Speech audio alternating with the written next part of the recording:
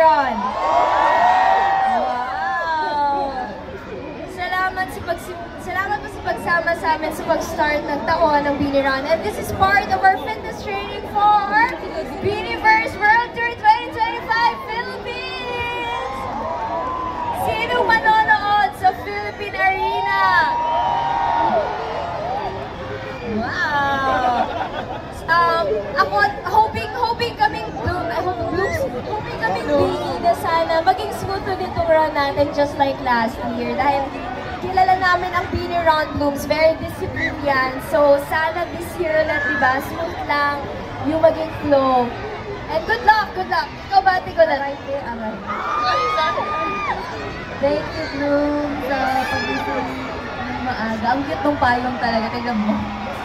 Maraming salamat po.